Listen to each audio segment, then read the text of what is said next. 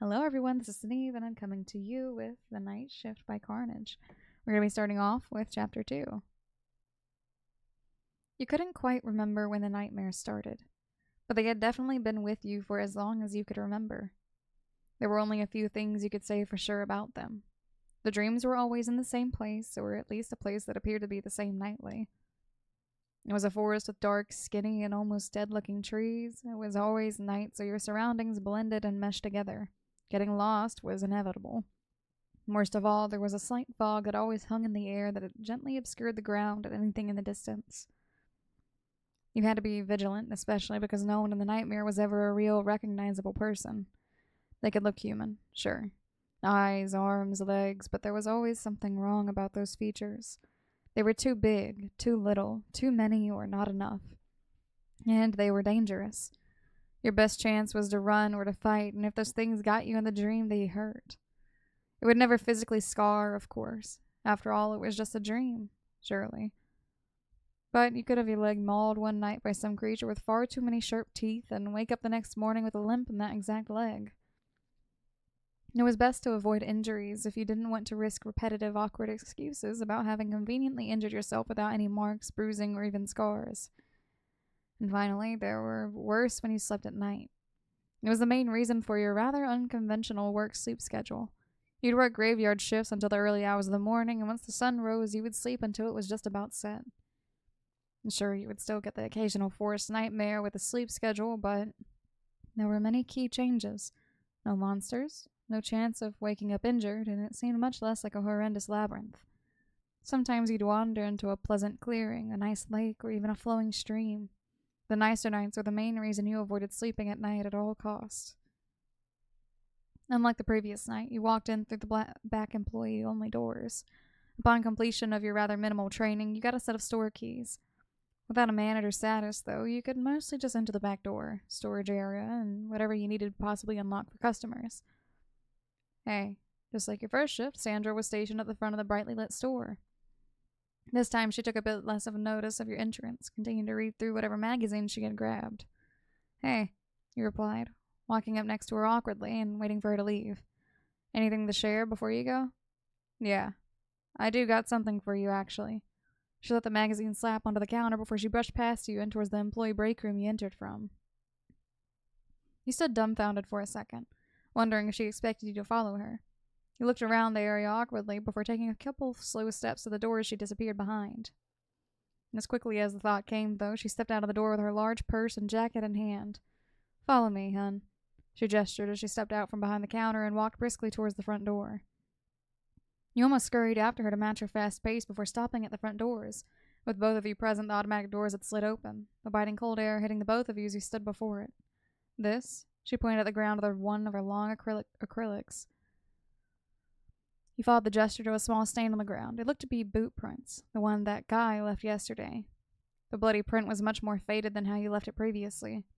Rather than a dull brown with red edges, it was a sort of yellowed-brown stain that was only noticeable if you looked at it close enough. Someone must have taken their time to do more than just the weak mopping you gave it before the end of your shift the previous night. I scrubbed this shit for you, but I'm not doing it again, she said sternly. That's my bad. I forgot where the other cleaning supplies were, you shrugged. It was a white lie. He had looked at them for a moment in contemplation the other night before deciding you didn't get paid enough to scrub the disgusting linoleum. Well, you better not forget again, especially if it's blood. We don't let shit like that slide here, hun. You got it? If Maria were to see that, you'd be out of a job. She continued to speak rather sternly, much to your annoyance. So is this normal then? Guys covered in blood walking in here, and what, we just let that happen? You couldn't help but bite back. You're really getting on my nerves, Sandra huffed. I'm letting this slide because you're new, but just know you're going to get guys like that in all states. Clean as a fucking grandma at a Sunday dinner covered in fucking blood and guts. You don't question it, you don't ask, and you don't tell. Is there anything you don't get about that? I got it. You've said it a million fucking times now. You huffed back. Cameras went off last night, too. That another don't ask, don't tell kind of thing. They'll go off every night, even if one of those guys don't come in. Nothing's wrong with them, believe me. We've gotten them checked like 3 times in the past couple months. The question seemed to calm her more. That or the cigarette she was pulling out of her purse. Just hope that no one crawls out of it. You stared at her bewildered for a moment, Was that some sort of weird small-town phrase you weren't familiar with, or was she just being serious? What do you... Words fell on deaf ears and died on your tongue as she didn't speak another word to you before walking out of the already open doors and leaving you alone for the night. And just like the previous night, this one was rather uneventful and, frankly, boring. With this being your second shift, you felt like you were getting an idea of who would be your regulars. A couple of the same people came in from the previous night, a middle-aged man buying a handful of lottery tickets, a pretty chill biker who bought a pack of cigarettes, and a couple of homeless people buying various food or drink items. None of them were that guy with a carved smile, at least. Have a good night, man, he called out to the nice older man he managed to get a conversation out of for the past 30 minutes or so. He gave a wave back before the doors closed behind him, and you were brought back to the silence of whirring slushy machines and buzzing lights. You trailed your gaze away from the door and up to the CCTV footage displayed on the TV in the far corner. You watched the camera pan slowly from one side of the store to the other. It was showing nothing out of the ordinary, but it was hard not to forget Sandra's words as you muttered them to yourself once more. Hope no one crawls out. As you fixed your full attention on the TV, you could see some imperfections in the footage. Other than the usual issues that the outdated technology did on the image that was displayed, it would occasionally glitch and distort. You watched as a small block of the footage shifted to the right for several seconds before returning to its previous position. Sometimes the footage would go black and white for a split second before the color returned. Nothing's wrong with it. That's bullshit. This place needs a better tech guy. You shook your head as you moved from behind the counter to do some random cleaning and restocking around the store. It was mostly useless. Not enough products had been sold for you to do more than just rotate a couple to the front of the shelf. And if anything, it just made the already dingy place look a little better. And your sweeping mostly just brought up a bunch of piles of invisible dust and debris. At the least, you found a dime on the ground for your troubles. Damn, I'm going to be rich after this shift. You laughed to yourself jokingly as you bent down to pick up the coin. As soon as you did so, a noise came from behind you. It almost sounded like someone laughing. Hey, you gave out a quick yell as you spun around with a broom thrusted forward like a weapon. The effort was useless as there was nothing behind you but the same rows of product. Your vision quickly darted up the TV that was just a bit ahead of you. The footage followed the camera slowly surveying the area. There was no one. No weird kids who were hiding around the corner to laugh at you more, or some creep who had snuck in. As you thought back to the laugh, you couldn't help but think that it didn't sound normal. It sounded almost mechanical. Weird-ass cameras, you muttered as you looked at the TV in disdain. Of course, the sound must have been the shitty technology struggling or something. You weren't much of a tech person really to know what the sound was, but it made enough sense to you. The footage panned to a different part of the store once more, leaving you just out of its sight long enough for you to thrust the broom forward to jab at the TV in an angry motion. It was far from a hard hit, and much more just a petty act of frustration towards it. But whenever you did, the TV suddenly went pitch black as you brought the broom back. Oh, come on, you huffed. Having done more than enough cleaning for the already clean store, you brought the broom and dustpan back to its place in the break room before examining the TV and the camera. The camera itself still panned across the store with the red light next to its lens glowing. It was clearly still on, but as you looked towards the screen, none of the footage was showing. Sandra's gonna bitch at me if I leave that shit off, won't she? You asked no one in particular while walking to the back of the storage area to grab a ladder. Quickly, you marched up the ladder until you were face to face with your own reflection through the dusty screen. There was a set of 5 buttons in the bottom right which had small labels in white that described their function, at one point. Somehow, they had all been rubbed off with only a few white spots remaining. Of course this won't. Before you even had a chance to finish speaking, a low buzz suddenly started coming from the TV. The screen itself changed color for a moment, shifting from a dusty gray to a more lively black. What the hell? Once again, your words were cut off as you looked back towards your reflection on the screen. Instead of your own face, it was someone much different. It looked like the person was sitting inside the screen, as weird as it sounded. Your eyes barely lingered on their almost cartoonishly styled blonde hair, and their pale skin, or even the weird green hat that sat slumped on their head. Neither your gaze met their eyes, if you could even call them that. They were wrong in all possible ways. The square was almost pitch black, and the iris must have been the same color since you couldn't see one. Unless whatever this was, they didn't have one. The only light in their eyes were the 2 bright red pupils that stared straight into you. You didn't even have a chance to move away before 2 gloved hands came out of the screen and clapped against the side of your face. Their grip was enough to pull your entire body closer to the screen by just your face. Don't do that. Their voice sounded like a bad connection on a long-distance call. Following their words, the same laughter you heard earlier returned in full force. As soon as they began laughing, their hands let go of your face, but not without giving you a harsh push backwards. With your body falling quickly, you reached to grip the already unreliable metal ladder, and ultimately just took it down with you. You felt your hip collide unceremoniously with the ground, followed by the ladder clattering to the floor beside you.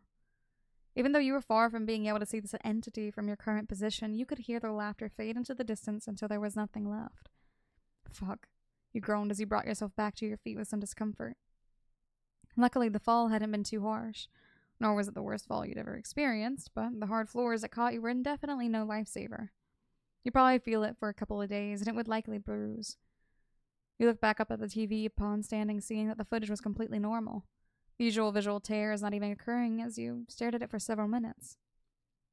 With a sigh, you eventually averted your gaze to the fallen ladder, which you promptly picked up and propped against the nearest cooler. I don't give a shit who sees this. Fuck you. You yelled towards the TV screen, flipping it off as you did so. What the fuck? The rest of the night, you couldn't help but glare at the screen from behind the counter. Needless to say, that would be your last time going anywhere near that thing. That is the end of that chapter. Chapter 3. The next evening, you had been scheduled a bit later than usual. It wasn't the worst that could happen, but you didn't appreciate having to still be there when the sun rose in the morning. More importantly, though, you didn't appreciate the soreness in your side from that fall yesterday. It left you with a pretty noticeable limp. You entered through the back door, energy drink in one hand, before slowly making your way towards the floor. Before you made it all the way, though, you took a notice of the dark and empty office right next to your exit, and the unused office chair sitting right in the center of the room. Alright, I'm here. You're free to go. You exit out of the employee area, following quickly behind the spinning office chair you just pushed into the legs of the guy behind the counter. Oh, you're the new night shift.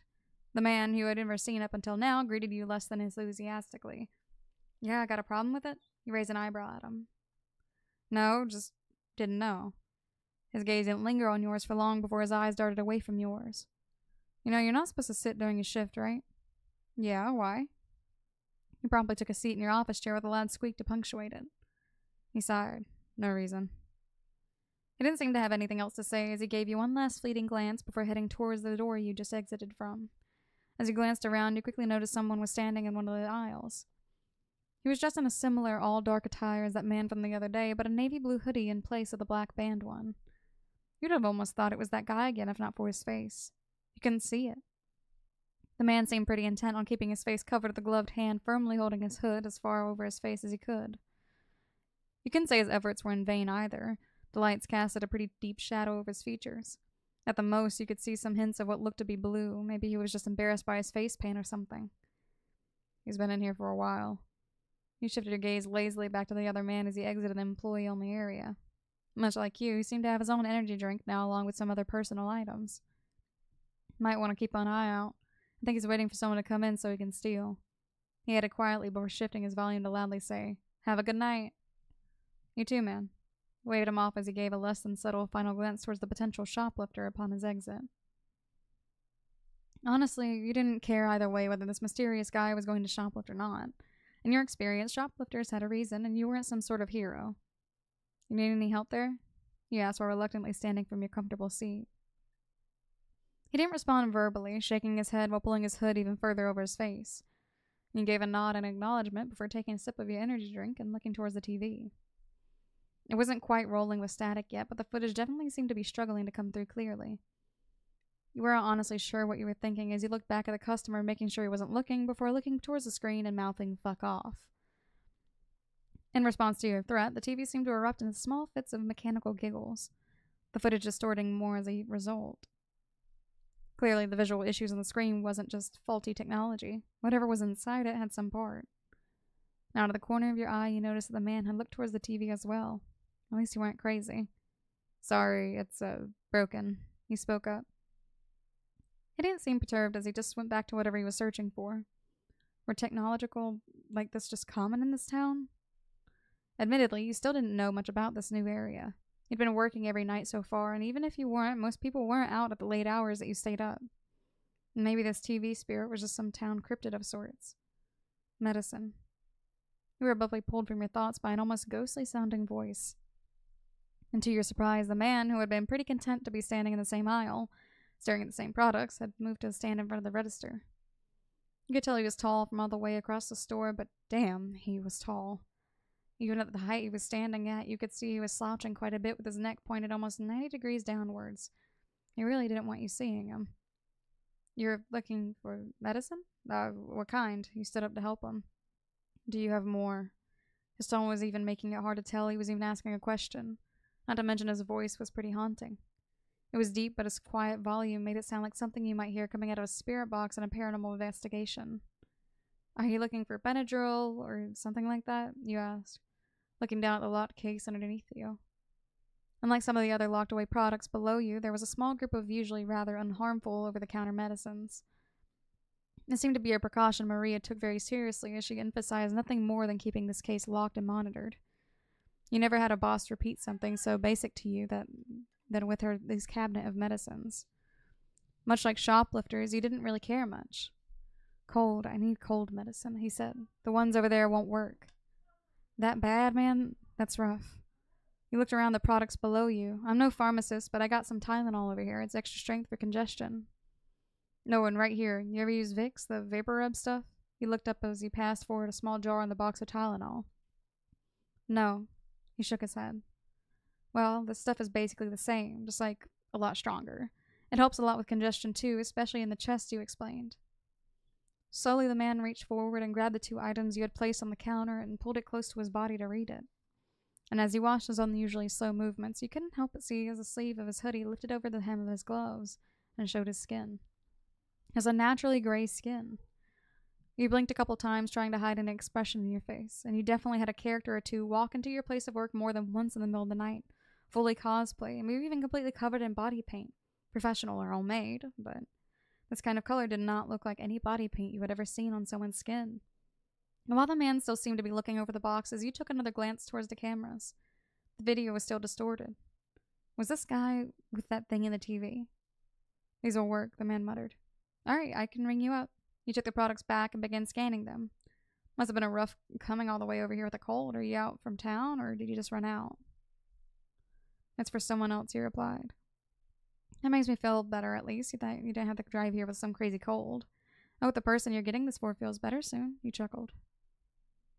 He seemed to hesitate for a moment before replying. Thanks.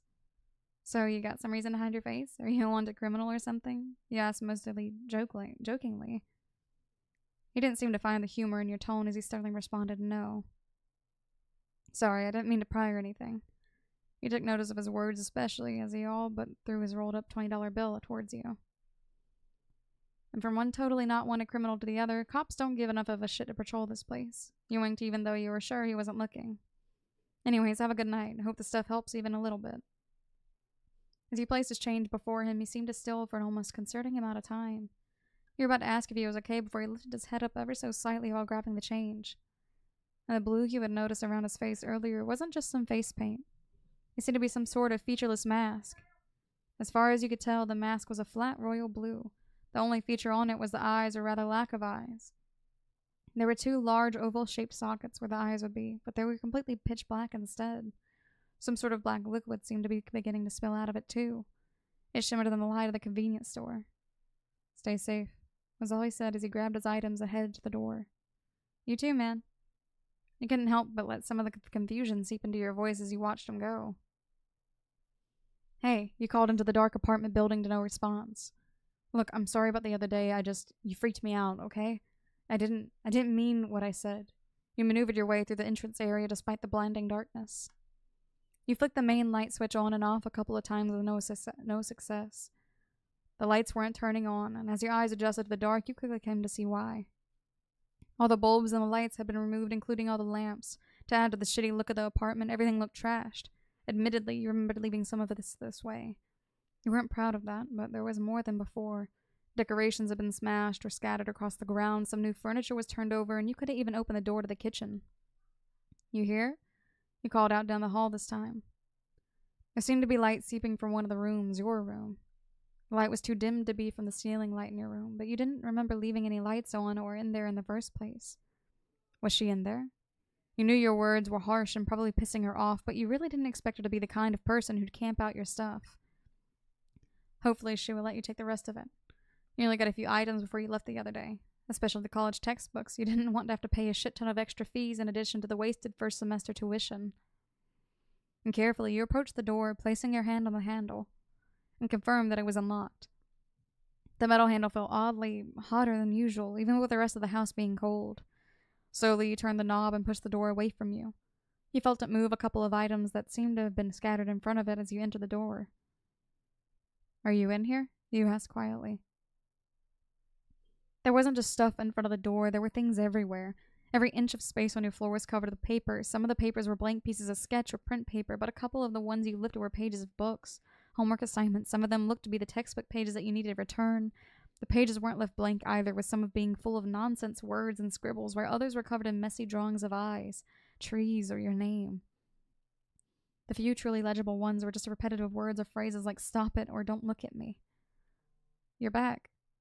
Your head snapped up to the corner of your room. And there she was, your roommate. She was sitting on her knees in the corner, surrounded by a bunch of lit candles. You knew she preferred fairy lights and candles compared to the overhead lights in the house, but there were at least 20 surrounding her. The room felt a little bit heavy with smoke, too, from the sheer amount of candles burning in the room. The smell was a disgusting mixture of artificial vanilla, melted wax, smoke, and the most overpowering blood. "What did you do?" you asked. The more you looked, the worse it got. You found all the previously missing light bulbs in one corner shattered with blood on some of the shards. And blood was smeared across the paper around that area, and she seemed to have trailed it over in large drops to where she sat now. You could see clear handprints of the red substance having been basically used as paint on that patch of your wall. "Are you bleeding?" You knew you should maybe move closer to her, maybe make sure she was okay, but the survival instincts in you screamed to stay far, far away from her. "You left me. Why did you leave?" she asked in response. "Look at what you did." She didn't seem to be looking for a response as she continued. "Look what you did." You flinched back as you screeched, as you suddenly, repeating those words over and over again. It was definitely a bad move to stand there frozen, but you were truly frozen. You felt like you were in a horror movie looking at her. More glass shards seemed to have been hidden in front of her, and they were almost completely covered in blood. And the worst part was her eyes. Where did her eyes go? That is the end of those two chapters. The chapter for that one is chapter 4. I do apologize for the stuttering if it was pretty bad, but other than that, I hope you guys are doing alright. The weather has been very bipolar lately. It's been going from hot to cold to freezing to raining to snowing to humid to hot. But other than that, I've been doing pretty alright. This has been working. But I hope you guys enjoy that, and I will see you guys in the next coming videos. And until next time, bye-bye.